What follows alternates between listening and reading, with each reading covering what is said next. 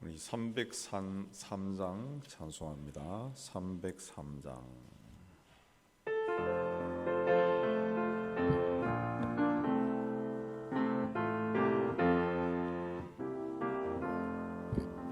날 위하여 십자가에 숭한 고통 받으사 대신 죽은 주 예수의 사랑하신 은혜여, 보배로운 피를 흘려 영영 죽을 죄에서 구속함을 받은 우리 어찌 찬양하날까.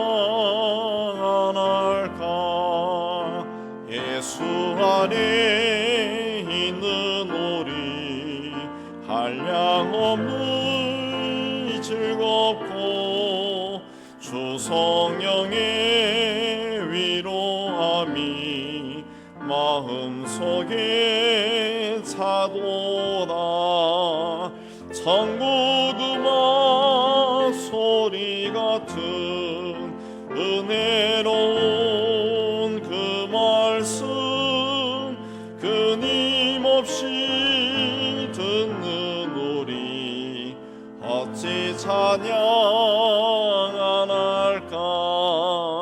이 세상의 모진 풍파 쉬지 않고 불어도 주님 안에 보호받는 우리 마음 편하다.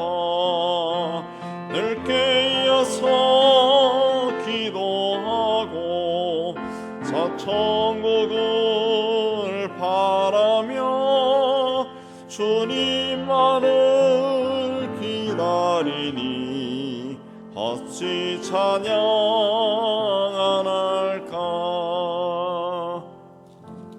304장 하겠습니다.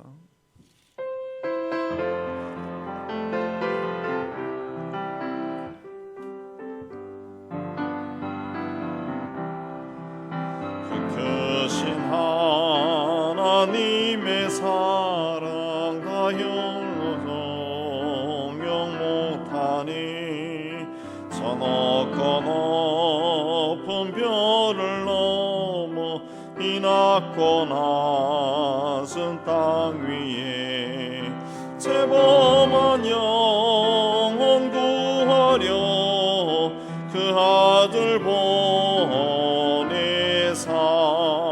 화목제물 삼으시고 죄 용서하셨네. 하나님 크신 사랑은 승양 다 못하네. 영원히 변치 않는 사랑 성도여 찬양하세.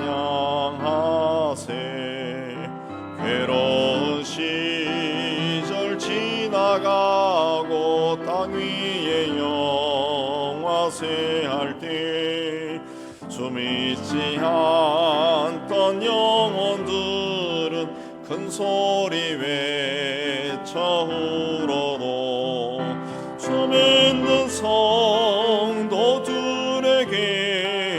큰 사랑 베푸사 우리의 죄 사했으니 그 은혜 있을까.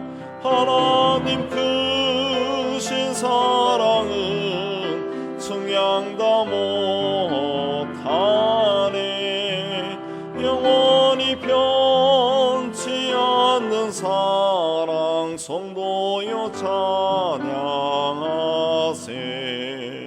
하늘을 두루머리 삼고 바다를 먹물 삼아도 한없는 하나님의 사랑 다 기록할 수 없겠네.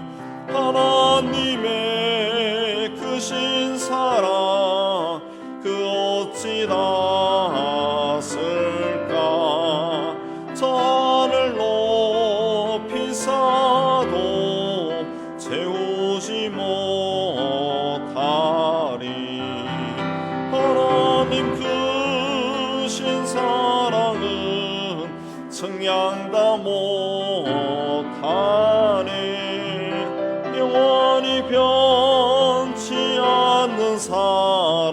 성도여 찬양하세. 우리 시간에 우리 한번 기도하겠습니다. 이 자리에 성령께서 임재하시고 은총을 더해 주시라고 기도하겠습니다. 하나님 아버지, 오늘 또 저희를 이곳으로 인도해 주시고 찬양하며 또 말씀 받고 기도할 수 있게 해주신 데 감사합니다. 세상이 죄로 흘러넘치고 사람들이 하나님을 잊어버리고 각기 자신이 가야 할 길로 바쁘게 뛰어가는 이 세대 속에서 우리가 잠시 멈춰서 하나님이 세상을 창조하시고 우리를 구원하셨다는 것을 다시 믿음의 확신을 가질 수 있도록 은총을 다하여 주시기를 원합니다. 하나님, 그래서 우리의 삶이 우리를 구원하러 오신 하나님과 동행하는 삶이 되게 해 주시고, 또 하나님께서 우리를 통해 하시고자 하신 일이 무엇인지 알기에 힘써서 우리의 작은 삶을 통해서도 하나님의 뜻을 이루어가는 저희가 될 수 있도록 은총을 다해 주시기를 원합니다. 아직 믿음 가운데 세워지지 못한 우리의 모든 가족들, 부모, 형제, 자매들, 또 우리의 아들, 딸, 조카들, 우리 가족 공동체를 주님 다 기억하여 주시고 예수를 믿으면 너와 네 집이 구원을 얻으리라 하신 말씀이 다 이루어지게 하여 주옵소서. 오늘도 이 자리에 우리 하나님께서 임재하여 주시고 우리에게 은총을 다해 주심을 믿사오며 예수님 이름으로 기도합니다. 아멘. 오늘 말씀은 사도행전 20장 1절에서 16절 보겠습니다. 16절 우리 한 절씩 교독하겠습니다. 소요가 그침에 바울은 제자들을 불러 건화한 후에 작별하고 떠나 마게도냐로 가니라.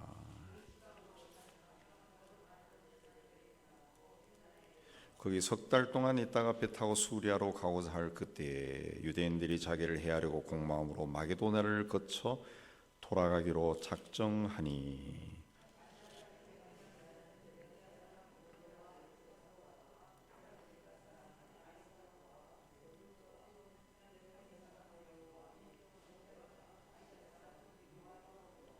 그들은 먼저 가서 드로아에서 우리를 기다리더라.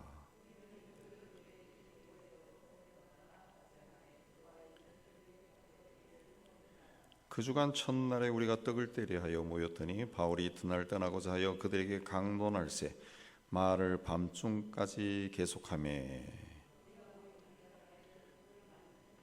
유두고라 하는 청년이 창에 그를 탄 자 있다가 깊이 졸더니 바울이 강론하기를 더 오래 하며 졸음을 이기지 못하여 3층에서 떨어지거늘 일으켜 보니 죽었는지라.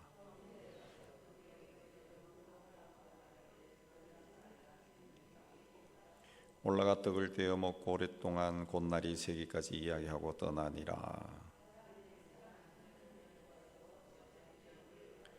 우리는 앞서 배를 타고 아소에서 바울을 태우려고 그리로 가니 이는 바울이 걸어서 가고자 하여 그렇게 정하여 준 것이라.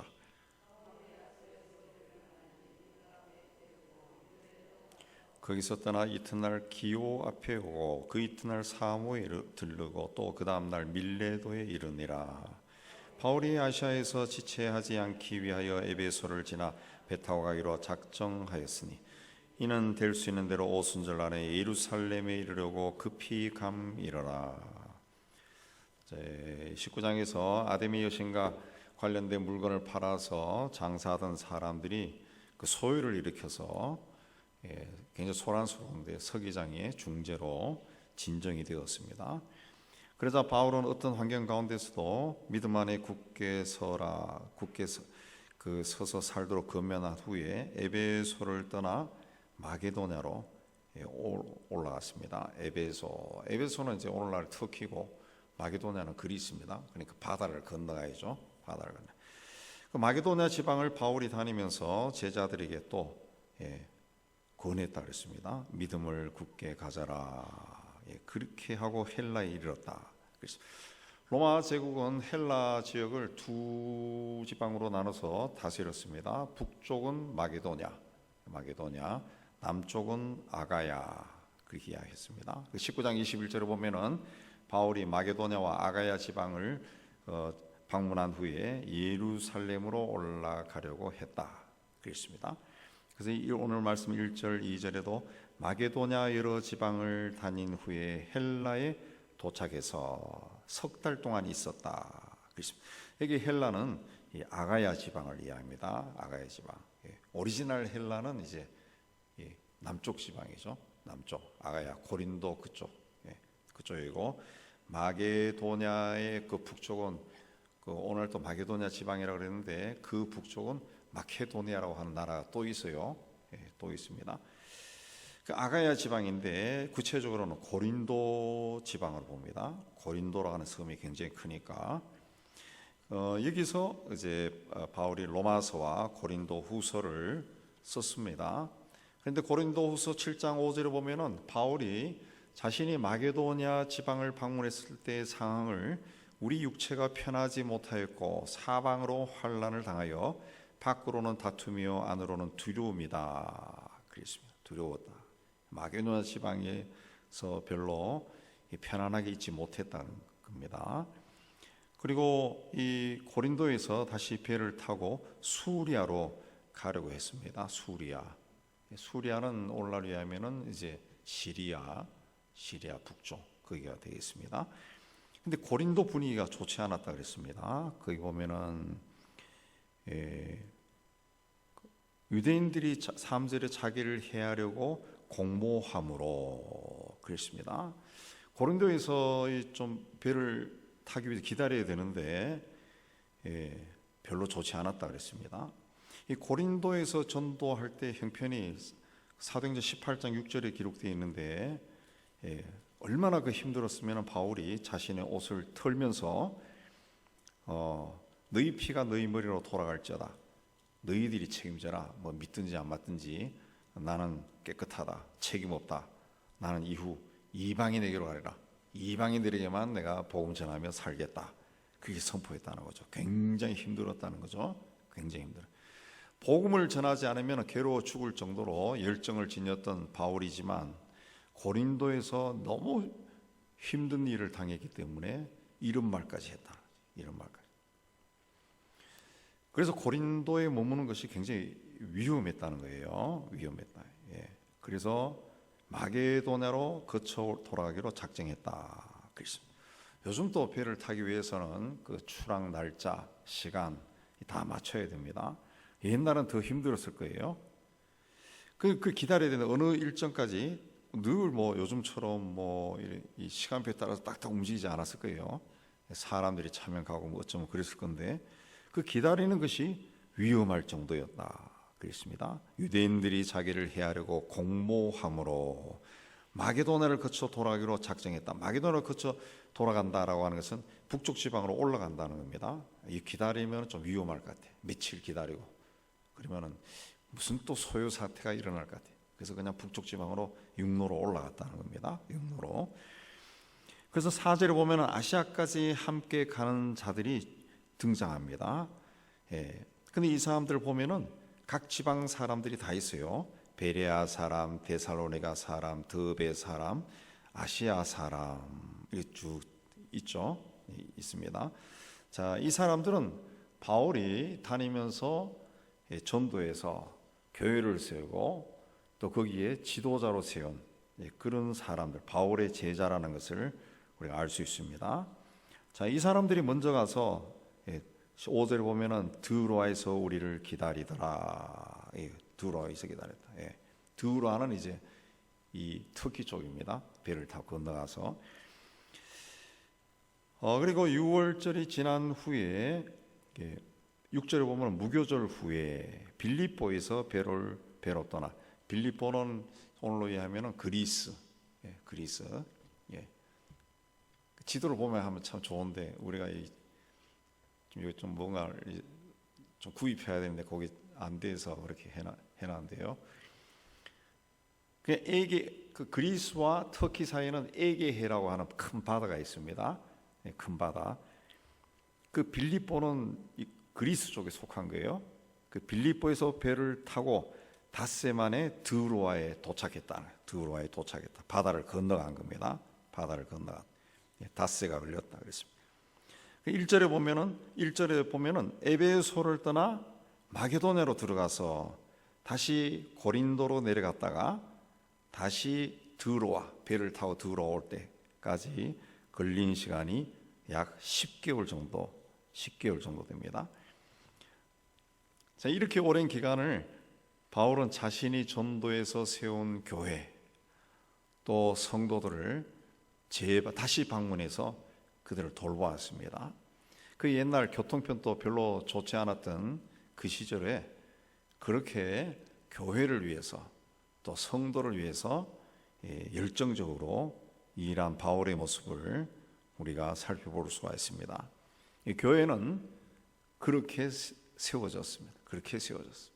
초대교회부터 지금까지 헌신된 종들이 교회를 그렇게 열정적으로 돌보았다는 거예요. 돌보았다 그랬습니다. 미국도 그 서부 개척 시대에 우리가 부르는 찬송가의 많은 부분이 개척 시대에 나온 작곡된 찬송가가 많은데, 서부 개척 시대에 그 전도자들이 마차를 타고 다니면서 마차를 타고 다니면서 가족도 없이 그냥 홀로 가서 몇 개월 몇 년 동안 돌아다니다가 다시 또 자기 가족이 있는 데로 돌아가고 굉장히 고단한 생활을 했습니다. 그러다가 총에 맞아 죽기도 하고 몇 년 동안 안 돌아오면 죽은 걸로 알고, 그래서 그 서부 영화에 보면은 프리처라고 하는 사람들이 나온다. 프리처, 그 설교자, 전도자들이 그렇게 돌아다니면서 설교 자꾸 외치니까, 예수 믿으라고 외치고 회개하라고 외치니까 프리처. 미국의 그 개신교 역사에서는 프리처라고 하는 게 굉장히 독특하게 있습니다.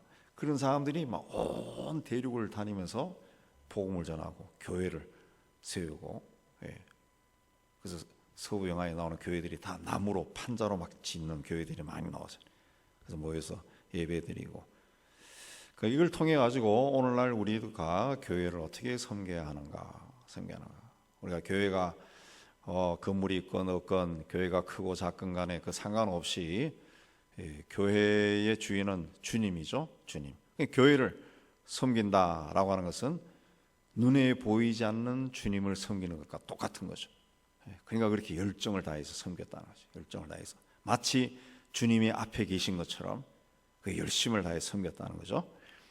자, 바울이 있는 건 6절을 보면은 무교절일 후에 빌립보에서 배를 타고 닷새 후에 드로아에 도착했다 그랬습니다.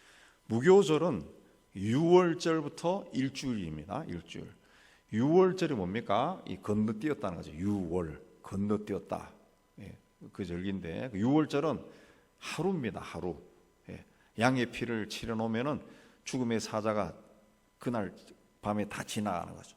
6월절은 하루고, 그부터 일주일. 그게 전체를 무교절이라고 해요. 무교절. 무교절. 그 6월절로 인해 가지고 이 이스라엘 백성들이 출애굽하죠. 장자들이 다 죽으니까 출애굽합니다. 출애굽할 때 갑자기 나가라 그래서 발효 안 된 빵을 들고 막 나왔다. 빵을 구워야 되는데 굽지도 못한 빵을 그냥 막 들고 왔다. 그래서 무교절, 무교, 누룩이 없는 빵, 누룩이 들어가지 않은 빵, 딱딱하죠, 딱딱한. 그걸 먹으면서 일주일을 지키면서 하나님이 우리를 이렇게 구원하였다. 그걸 기억한 겁니다. 그 6월절은 보통 4월 중순경이 됩니다. 6월절. 바울은 두로아에서 6절에 보면은 7일을 머물렀다. 그리고 7절에 보면은 그 주간 첫날 안식 후 첫날입니다. 떡을 떼려 하여 모였다. 성찬식 하기 위해서 모였다는 거죠. 자, 안식 후 첫날은 오늘로 하면은 주일입니다. 주일. 초대교인들은 안식일과 안식 후 첫날 모였습니다. 안식 후 첫날은 주님이 부활하신 날이기 때문에 주님의 날이죠. 주님의 날. 주님이 부활하셨으니까 옛날 죽었다가 다시 사셨다는 거죠. 사셨죠. 굉장한 사건이죠. 그냥 그날은 주님의 날이죠. 주님의 날, 주님이 사신 날. 그래서 안식 후 첫날에 그 다시 사신 주님을 기억하고 주님의 행적을 기념하는 거죠. 주님을 기념하는 거죠. 그래서 성찬식을 하죠. 예수께서 마지막 만찬을 할 때 이것을 행하여 나를 기념하라 하고 떡과 빵과 포도주를 제자들이 돌렸습니다. 그걸 이제 안식 후 첫날에 했다는 겁니다. 안식 후 첫날. 자, 그러나 그 다음 날 이 7절에 보면 이튿날 떠나고자 하여, 이튿날 떠나야 됩니다. 그날 밤에 그날 떡을 떼러 모였고 그 다음 날 떠나야 됩니다. 시간이 없습니다. 헤어지면 언제 만날지 알 수 없습니다. 더군다나 옛날 같은 경우에는 뭐 와야 다시 오는 거죠. 영영 이별할 수도 있어요. 영영 이별할 수도. 그래서 바울이 그 시간이 아까워서 밤중까지 말을 계속했다는 거죠. 가르쳤다는 겁니다. 가르쳤다는 거죠. 그래서 8절에 보면은 우리가 모인 윗다락에 등불을 많이 켰다 그랬습니다. 윗다락에 사람들이 많이 모였기 때문에 등불을 많이 켰다는 거죠. 그리고 밤늦게까지 말씀을 공부했다. 말씀을 공부했다. 오랜 시간 동안 바울에게는 그런 열심이 있었습니다. 열심이 있었다. 그랬습니다. 열심. 오늘날에는 이제 유튜브나 뭐 블로그나 뭐 인터넷이나 뭐 자기가 조금만 관심을 가지면은 뭐 성경 공부 강좌, 뭐 세미나, 뭐 설교 뭐 엄청나게 많습니다. 엄청나게 많아서 심지어는 이 이단인지 사입인지 모를 정도로 너무 공교하게 돼 있어가지고 정말 이 알기가 힘든 그런 거, 그런 것이 많습니다. 너무 많습니다. 너무 많습니다. 근데 이게 옛날만 해도 그런 게 없었어요. 80년대, 70년대, 80년대 제가 젊은 시절만 해도 뭐 이렇게 이 말씀을 가르치는 곳이 별로 없었어요. 그 부흥회 가면은 그냥 뭐 박수치고 노래하고 성경 말씀 듣고 아멘 아멘 설교 듣고 그런 거지. 이 뭐 며칠 동안 일주일 동안 성경 공부만 막 풀어주는 그런 게 거의 없었습니다. 거의 없었어요. 그래서 뭐 한다 그러면 일주일에 한 번, 두 번, 누구 집에 모여가지고, 그다음에 어디에 모여가지고 가르치고, 그러면 그게 잘 가르친다 그러면은 사람들이 막 모이고, 저도 그래서 그 어느 집에 우리 동네에서 어느 집 사장이 예수 믿은 지 얼마 안 됐는데 열심히 있어가지고 그 집에 산다. 그래서 소문 듣고 가서 그 집에 앉아가지고 그 의실에 앉아가지고 몇 시간 동안 이 성경 강의하는 걸 듣고 받아 적고 막 그렇게 한 적이 있어요. 한 적이 있고. 저 같은 경우는 CEC에서 그 학생들 중심으로 하니까 그 간사님들이 굉장히 잘 가르치셨습니다. 아주 열심히 잘 가르쳐서 그걸 받아 적었는데 그게 아직도 있습니다. 노트가. 그런 기회가 별로 없었다는 것이. 그래서 그런 기회가 생기면은 열심히 했다는 거죠. 가르치는 사람도 열심, 배우는 사람도 열심이었죠. 열심. 그렇게 해서 교회가 세워지는 겁니다. 교회가. 그래서 사도 바울은 갈라디아 6장 6절에 가르침을 받는 자는 말씀을 가르치는 자와 모든 좋은 것을 함께 하라. 이거는 자기의 경험에서 나온 거죠. 자기가 해보니까 자기가 열심히 가르치는데 배우는 사람도 열심히 배우면은 이 교회는 주님의 교회이기 때문에 교회가 든든히 세워진다는 거지. 교회는 인간의 지식이나 경험으로 세워지는 곳이 아닙니다. 이 말씀으로 세워야죠. 말씀. 하나님이 하신 말씀의 원칙을 두고 그 말씀에 어긋나면은 삼가고, 하여튼 말씀에 순종하고 말씀으로 세우기 위해 애를 쓰는 거. 그렇게 할 때 교회가 세워지더라. 그걸 바울이 경험해서 모든 좋은 것을 함께하라. 그렇게 한 겁니다.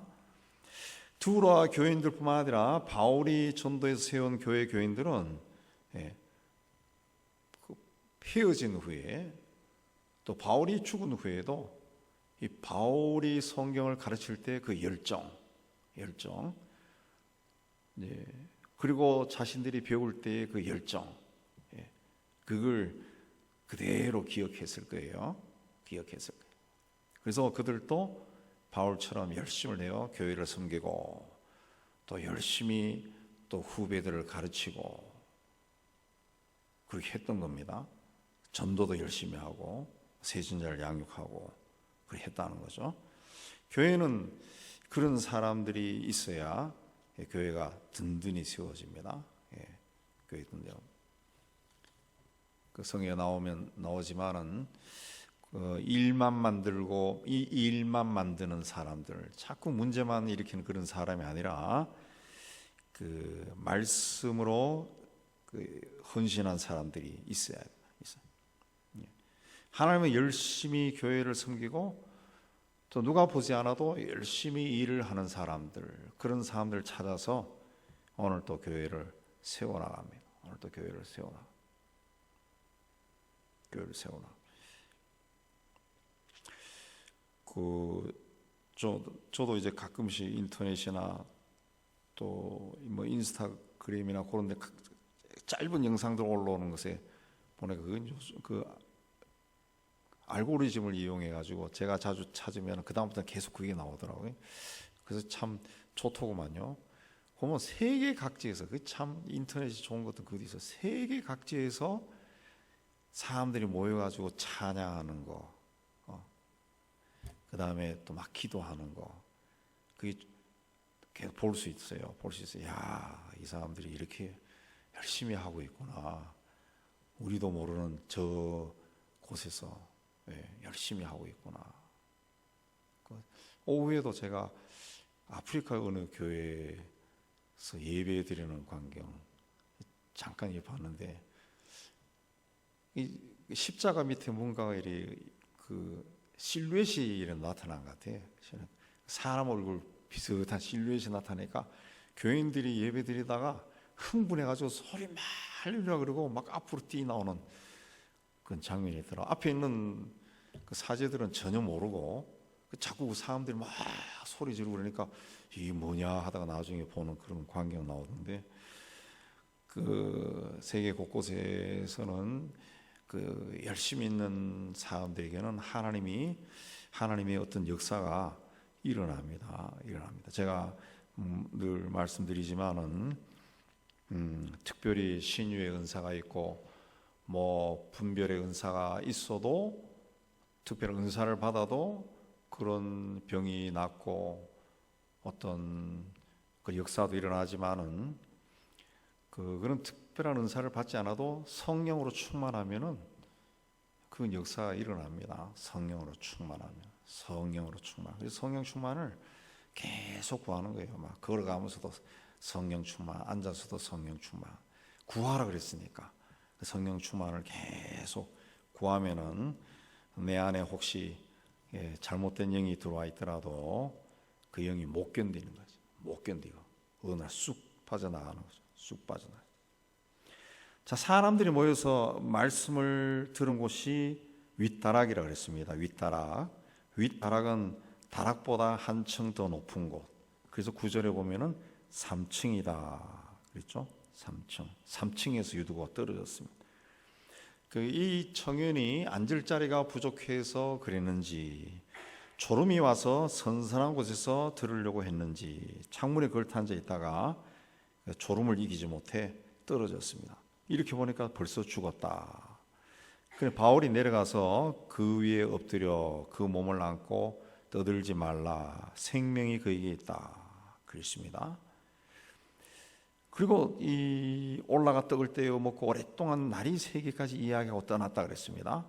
그리고 사람들이 살아난 청년을 데려가서 적지 않게 위로를 받았다 그랬습니다. 유두고를 바울이 어떻게 살렸다는 이야기가 나오지 않습니다. 기도했는지 기적이 일어난지 그런 설명이 전혀 없어요. 그냥 살아난 청년 그래 나와버립니다. 바울이 그 위에 엎드려 몸을 안고 떠들지 말라, 생명이 그에게 있다. 그리고 12절에 살아난 청년을 데리고 그랬습니다. 날이 셀 때까지 바울은 말씀을 가르치고 떠났습니다. 근데 사람들이 살아난 청년을 가지고 데리고 가서 적지 않게 위로를 받았다. 위로를 받았다 그랬습니다. 무슨 위로를 받았습니까? 무슨 위로? 부활의 소망입니다. 부활의 소망. 바울이 전한 복음이 뭡니까? 예수가 그리스도다, 메시아다. 우리 유대인들이 오랫동안 기다리던 메시아가 바로 예수다 그랬습니다. 그분이 십자가의 죽음으로 우리의 죄가 용서받았다. 우리가 이전까지는 죄 용서받기 위해서는 이 제물을 가지고 가서 제사를 드리고 뭐 그때마다 제사하고 했는데, 예수께서 단번에 자기 몸을 제물로 바쳐서 우리 죄가 용서받았다 그랬습니다. 또 그분이 죽었다가 사흘 만에 다시 살아났다는 거죠. 그래서 죽음을 이겼다는 거예요. 다시 살아났다는 거예요. 그래서 모든 자에게 산 소망이 되었다는 거예요. 산 소망, 살아있는 소망이 되었다는 거죠.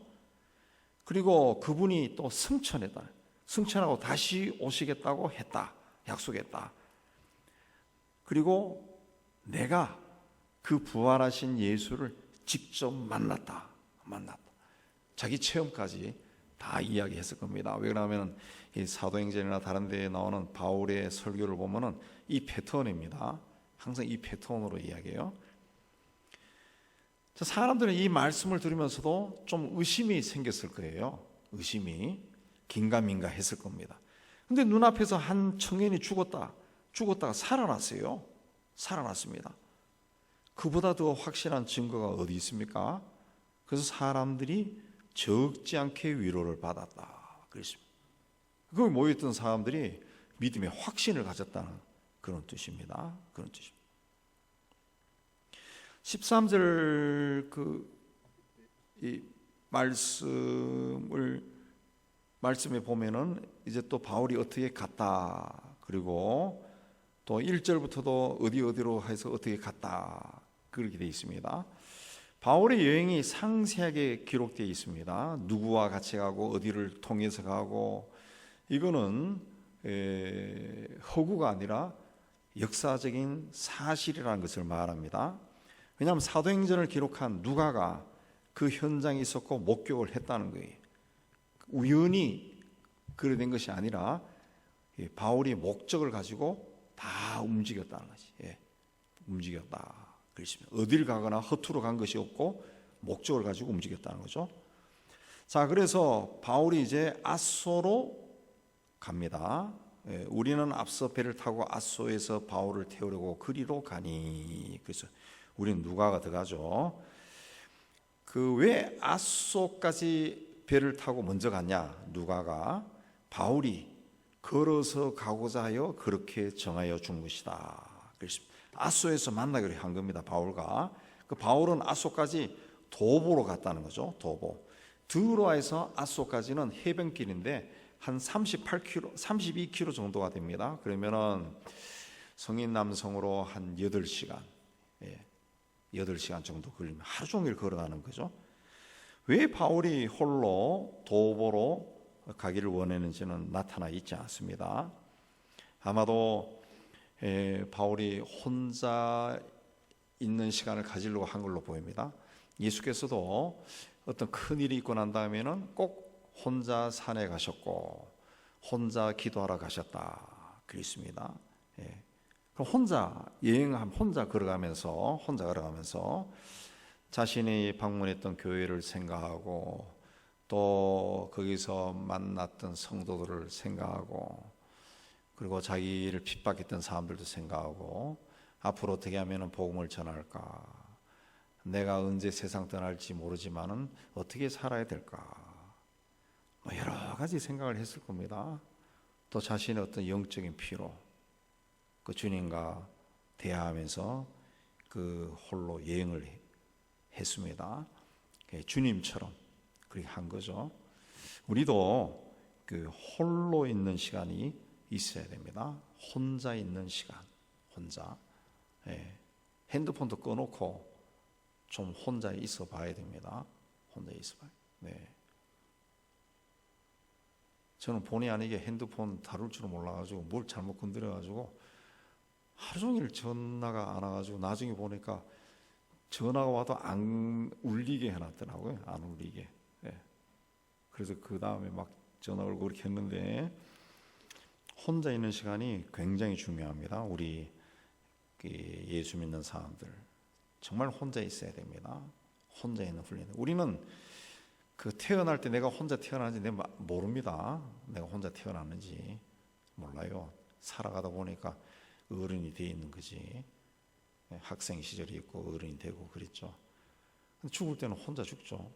죽음이 다가올수록 이제 혼자다 그 생각 들고, 뭐 어릴 때 자녀들 자식 낳아서 키우지만은 자식 낳아서 키울 때 그 인간이 자식을 낳아서 키울 때 가장 행복을 느끼는 시간이, 그게 아이들이 3살에서 10살까지인가 7살까지인가 그때 인간이 최고의 행복을 느낀다 그러더라고요. 그때. 그 이후에는 아이들하고도 갈등 느껴요. 갈등 느끼고 늘 티격태격 하다가 나중에는 원수가 되고 뭐 막 이래 돼 버리지. 그 3살에서 8살까지인가 그때가 제일 이쁘고 제일 사랑스럽고 그렇다 그러더라고요. 그 시간 지나가면은 혼자죠. 혼자 있는 시간이 많습니다. 혼자 있는. 거의 다 혼자세요. 기도할 때도 혼자 기도하잖아요. 기도할 때도 혼자. 그래서 혼자만의 시간을 좀 가져야 돼. 혼자서 숲속을 거닐든가, 혼자서. 아니 뭐 동네를 한 바퀴 돌아도 운동하러 다니는 것이 아니라 혼자서 조용히 이제 걷는 거죠. 그래도 신호등은 보고 걸어야죠. 그 숲속길이 제일 좋은 것 같아요. 혼자 그냥 길 따라 혼자 조용히 걸어가면서 이렇게 나무도 보고 벌레도 보고 새 소리도 듣고, 그런 가운데 자신도 모르는 사이에 이 마음에 평정이 이루어지죠. 마음의 평화가, 마음이 안돈해집니다. 평안해지죠. 평안해집니다. 그리고 또 그 주님 앞에 내가 뭘 해야 되는가도 생각하고, 주님과 깊은 교제를 나누는 거죠. 교제를 나누는 거죠. 그런 시간을 가져야 됩니다. 혼자 있으라 그래서 또 혼자 앉아가지고 막 주여 그리고 왈랄랄랄라 그러면서 또 주여 이 혼자서 기도하는 그게 아니라 그냥 혼자서 조용하게 전화 벨 소리도 끊고 혼자서, 뭐 여러분은 대모산에 가서 혼자 오솔길을 걷든지 혼자서, 아니면은 그 혼자 숲속에 앉아서 멍때리 하든지 조용히 혼자 있는 거예요. 혼자. 아소에서 일행과 합류한 바울이 미둘레네, 또 기오, 사모를 거쳐 밀레도에 도착했다. 밀레도는 에베소 남쪽 45km 떨어진 항구 도시고 에베소의 외항입니다. 거기까지 간 거는 에베소에서 배를 타고 가려고 오순절날에 예루살렘에 가려고 했기 때문이다 그랬습니다. 오순절은 그 6월절이 지난 후 50일째 되는 날이죠. 50일째. 구약에서 오순절에 모세가 시내산에서 율법을 받았고, 신약에서는 성령께서 강림했습니다. 구약의 오순절에는 하나님의 법이, 하나님의 율법이지만은 하나님의 말씀이 세상에 내려왔고, 신약에서는 하나님의 영이 세상에 내려온 것이, 오순절 굉장히 중요한 날이죠. 그 오순절이 되기 전에 예루살렘에 있기를 원했다. 이 말씀에서 바울이 자기 유대인들의 큰 명절인 오순절 중요하게 여겼다는 겁니다. 중요하게. 유대인들은 바울을 미워해서 죽이려고 했지만은 그 바울은 자기 민족을 사랑했습니다. 이방인의 사도로 부름을 받았지만은 언제나 동족에게 복음을 전하는 열의를 가지고 있었습니다. 로마서 9장 3절에도 나의 형제 곧 고륙의 친척을 위하여 내 자신의 저주를 받아 그리스도에게서 끈을 짓지라도 원하는 바로다. 자기 동족이 예수가 그리스도라는 것을 알기를 원했습니다. 사람은 그의 환경과 문화를 무시할 수 없습니다. 하나님은 세상을 민족과 나라로 지역으로 나눠 놓았습니다. 그래서 온 세상에 그 다 오랜 세월을 거쳐서 그 민족이 형성하고 발전시킨 문화와 전통과 관습이 있습니다. 관습이 있습니다. 그 바벨탑 이후에 다 갈라졌지만은 어떻게 보면은 그 온 세상에 나라와 민족이 있고 생김새도 다 다르고 문화와 전통이 다 각기 다른 것이 있다라고 하는 것은 세상이 굉장히 아름다워졌다는 그런 뜻이죠. 그런 뜻입니다. 그 참 희한하게도 같은 민족들은 생김새가 비슷합니다. 여러분 그 터키 지진 났잖아요. 그 뉴스에 나오는 터키 사람들 보면 다 비슷비슷해요. 아마 거기 가면은 누가 누군지를 모를 거예요. 아마 그 사람들이 우리 봤을 때도 똑같이 이야기합니다. 비슷비슷하다 그래요. 비슷해요. 중국 사람들은 또 중국 사람 같이 생겼어요. 일본 사람이고 우리 동양끼리 봐도 그러고 말리 사람들은 말리 사람 같고 베트남은 베트남 사람 같고 비슷비슷합니다. 그런 것들을 다 무시할 수는 없습니다. 할 수 없습니다. 우리가 우리 이 복음이 이 나라에 들어오면서 그 우리 개신교가 이 뭐 신학적인 배탕이 안 돼서 그랬겠지만은 좀 실수한 것 중에 하나가 우리 전통 문화를 너무 무시해버려 가지고 이게 나중에 그 이 군사 정권 지내가면서 뭐 그 당시에 세계적인 환경이 해방 신학이 유행했지만은 그게 우리나라에서 그 민중 신학이라는 것들로 너무 극단적으로 나가버렸다. 오히려 그 전에 한국적인 신학을 모색한 그런 시기가 있었는데 그 한국적인 신학 그 유동현 교수나 이런 분에 의해서 한국적인 신학도 굉장히 중요한 것 같아요. 그게 그 우리나라의 전통 문화 안에서 신학을 재해석해가지고 나가는 거, 그게 잘 그 발전하면은 참 좋았을 거다 그 생각이 가끔 듭니다. 너무 그래 해보니까 소위 이제 그 피아노 치는 거는 그는 이제 교회에서 다 배운 사람 많습니다. 피아노 치고 뭐 성가대 뭐 이런 좋은 것도 있지만은 전통적인 것은 굉장히 무시가 됐어요. 그래서 그건 조금 이상한 걸로 많이 치부했는데, 그런데 이 바울은 자기 민족을 굉장히 중요하게 여겼습니다. 그건 뭐냐면 삶의 현장과 유리된 영적인 공동체가 아니었다는 거죠. 현실과 유리된 떨어진 공동체는 자칫 잘못하면은 신비주의로 빠질 수가 있습니다. 잘못된 방향으로 나갈 수 있습니다. 하나님은 우리의 삶의 자리에서 말씀하는 분이에요. 우리의 삶의 자리. 아프리카 사람은 아프리카의 삶의 자리에서 말하는 것이고 말씀하시고, 우리는 우리의 삶의 자리에서 말씀하는 거예요. 말씀. 우리는 그러니까 이 삶의 자리에서 북한을 위해서 기도해야 되는 것이고, 이 땅에 들어와 있는 곤고한 생활하는 외국인 노동자를 위해서도 기도해야 되고, 우리 삶의 자리거든요. 전쟁 중에는 우크라이나 사람들은 그들의 삶의 자리 얼마나 참혹합니까? 얼마 전까지만 해도 대학 교수하고 학교 선생님 하던 이웃집에 살던 아저씨가 전쟁터 군인으로 들어갔다 죽어서 돌아와. 굉장히 슬프겠죠. 그게 그 사람들의 삶의 자리. 거기에서 하나님께 부르짖는 거죠. 우리를 구원해 달라고. 우린 이 삶의 자리. 그러니까 이 삶의 자리가 굉장히 중요하다는 거죠. 중요하다라는 겁니다. 그 민족과 그 사회 역사 한가운데 거기서 하나님이 다양한 방법으로 말씀.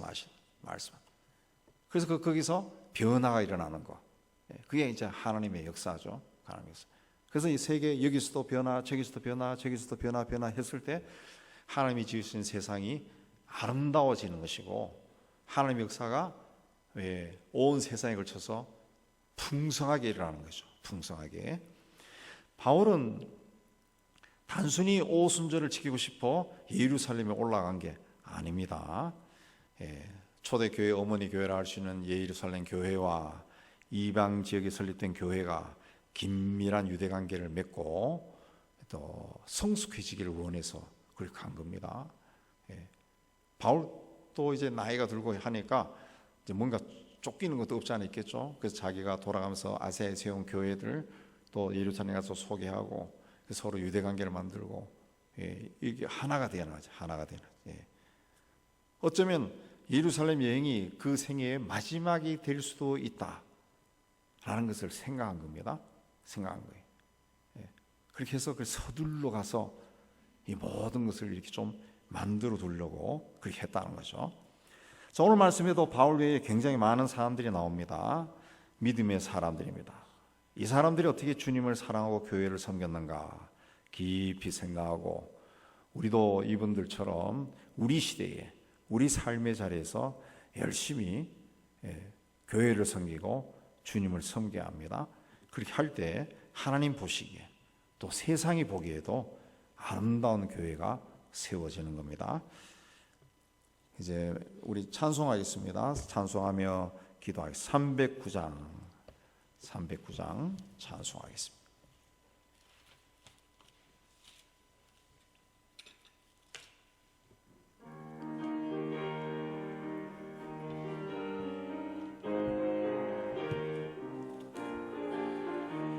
목마른 내 영혼 주가 이미 허락한 그 귀한 영생수 주여 갈망합니다. 그 약속 따라서 힘써 간구하오니 오 주여 내 기도 어서 들어주소서.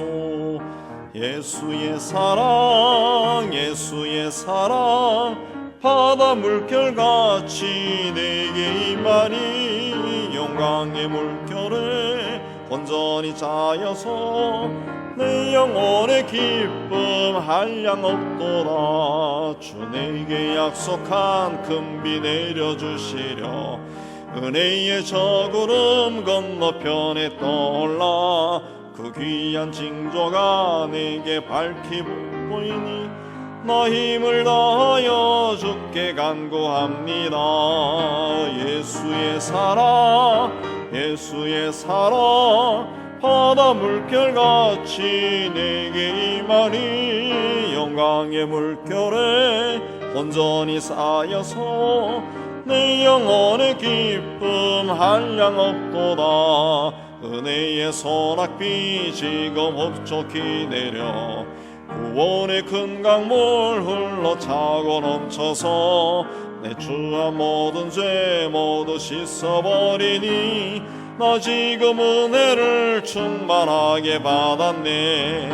예수의 사랑 예수의 사랑 바다 물결같이 내게 임하니 영광의 물 온전히 쌓여서 내 영혼의 기쁨 한량 없도다.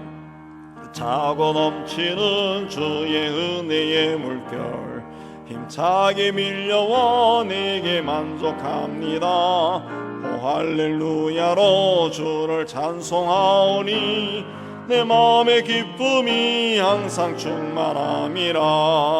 예수의 사랑 예수의 사랑 바다 물결같이 내게 임하니 영광의 물결에 온전히 쌓여서 내 영혼의 기쁨 한량한 후렴 한번 합시다. 예수의 사랑 예수의 사랑 바다 물결같이 내게 임하니 영광의 물결에 온전히 쌓여서 내 영혼의 기쁨 한량 없도다. 우리 기도 제목에 나온 대로 먼저 한국교회와 세계교회를 위해서 우리 합심해서 우리 기도하겠습니다. 하나님 아버지, 오늘 또 이것으로 오르게 해주시고 교회를 위해서 기도하게 해주시는 데 참 감사합니다. 이 땅에 있는 모든 교회와 또 세상에 있는 모든 교회에 하나님 성령께서 임재해 주시고 성령으로 충만하게 거주하여 주시고 말씀을 다하여 주시고 기도와 찬양의 능력을 다해 주시고 은혜를 다해 주시기를 원합니다. 모일 때마다 하나님 말씀을 선포하고 듣고 배우게 해 주시고 또 모일 때마다 기도의 소리가 하늘문을 열게 해 주시고 찬양 소리가 천사들을 감동시키게 해 주시기를 원합니다. 하나님 아버지, 그래요 이 악한 시대에 죄의 권세를 다 물리치고 온 세상에 하나님을 아는 소리로 충만하게 해 주시기를 원합니다. 하나님, 땅 끝까지로 복음을 전하는 모든 선교사들과 그들의 가족들의 삶을 지켜주시고 그들을 통해서 복음이 전해지고 많은 사람들이 주님 앞에 나오는 귀한 역사가 있게 해 주시기를 원합니다. 세상 곳곳에서 먼저 부름을 받은 성도들이 자신을 돌아보고 하나님 앞에 온전한 모습으로 세워지고 해 주시고 주의 이름을 거룩하게 하는 저들이 다 될 수 있도록 은혜 다해 주시기를 원합니다. 하나님 아버지, 코로나 시대를 거쳐가면서 하나님 교회가 침체되어 있지만은 우리 하나님의 교회는 하나님 인간적인 공동체가 아니라 살아계신 주님께서 거하시는 곳임을 믿습니다. 다시 하나님의 능력 가운데 다시 크게 부흥해서 일어날 수 있게 해주시고 사람을 살리고 구원하는 그런 공동체로 세워질 수 있도록 은총을 다하여 주시기를 원합니다. 하나님 아버지, 이방 종교의 세력이 점점 강해지고 있고 하나님의 복음의 역사를 방해하는 사이비단도 점점 힘을 얻어가는 이 시대 속에서도 하나님, 우리 그리스도인들이 믿음으로 승리하는 저희가 다 될 수 있도록 인도해 주시기를 원합니다. 하나님 앞에 온전하게 세워지는 저희가 될 수 있도록 은총을 다하여 주시옵소서. 우리나라와 민족을 위해서 기도합니다. 하나님 아버지, 이 땅을 주님 사랑해 주시고 이 땅에 복음을 다하여 주시고 많은 사람들을 구원의 길로 인도해 주시는 데 참 감사합니다. 하나님, 이 민족 공동체를 하나님 서로 미워하게 만들고 갈등하게 만들고 판단하게 만드는 모든 악하고 더러운 영들이 예수님으로 다 물러가고 서로 존중하고 서로 축복하고 살아가는 그런 민족 공동체가 될 수 있도록 은총을 다해 주시기를 원합니다. 정치, 경제, 사회, 문화, 교육 각계의 지도층들이 나라와 민족의 미래를 보고 일할 수 있도록 그들의 마음을 정직하게 만들어 주시고 순수하게 만들어 주시기를 원합니다. 이 땅에 사는 모든 거민들이 오직 성공, 오직 물질적인 풍요로움에서 벗어나게 해 주시고 하나님이여, 이 생명을 가지고 이 땅에 사람으로 태어나는데 어떻게 하면 사람답게 살 수 있는가? 우리 믿음의 사람은 어떻게 하면 그리스도인답게 사느냐? 자녀 하나님의 자녀답게 사느냐를 걱정하고 고민하고 하나님 앞에 서기 위해 애쓰는 저희가 다 될 수 있도록 주님은 정다해 주시기를 원합니다. 경제적으로 참으로 어려운 시기를 지나가고 있습니다. 하나님, 제대로 생활하지 못하는 사람도 점점 늘어나고 있습니다. 하나님, 우리 이 땅뿐만 아니라 하나님 모든 나라를 주님께서 축복해 주시고 사람이 살아갈 수 있을 정도로 주님 우리의 삶을 축복하여 주시기를 원합니다. 또 하나님, 북한의 핵 위협으로 늘 위험 가운데 있지만 하나님께서 이 땅을 지켜주시고 하나님 어떤 토발이나 또 전쟁이 일어나지 않도록 주께서 축복해 주시고 하나님, 이 땅이 하나님의 은혜 가운데 세워지게 해 주시기를 원합니다. 이 세상이 너무나 부패와 타락한 가운데 있습니다. 아직 분별을 하지 못하는 우리 어린아이들과 청소년들과 청년들이 그런 타락한 문화에 빠지지 않게 해주시고 더러운 영의 미혹에 넘어가지 않도록 하나님 저들을 붙잡아 주시고 저들에게 분별력을 다하여 주시옵소서. 하나님, 차별금지법이 제정되지 아니하고 동성애와 같은 음란한 문화가 확산되지 않도록 하나님 역사하여 주시옵소서. 하나님, 북한의 핵무기를 통한 적하여 하나님 막아 주시옵고 그 땅에는 이제는 먹을 것이 없어서 먹을 풀조차 없어서 사람들이 굶어 죽어가고 있다 합니다. 그 나라를 불쌍히 여겨주시고 그 백성을 불쌍히 여겨주셔서 하나님 그 땅에 속히 해방될 수 있도록 은총을 다하여 주시기를 원합니다. 그 땅의 지도자들이 백성을 사랑하고 땅을 사랑하게 해주시고 그들의 심령이 변하게 해주시기를 원합니다. 하나님 아버지, 북한 땅을 불쌍히 여겨주시옵소서. 이제 우리 은영교회를 위해서 기도합니다. 하나님 아버지, 우리 교회 공동체가 코로나 가운데서도 든든하게 세워지게 해주시고 이제 다시 조금씩 사람들이 모이게 해주시고 또 하나님 모든 프로그램들 모든 조직과 기관들이 돌아오게 해주시는 데 참 감사합니다. 우리 교회에서 드려지는 모든 예배와 기도와 모임에 하나님께서 함께 해주시고 은혜를 다하여 주시기를 원합니다.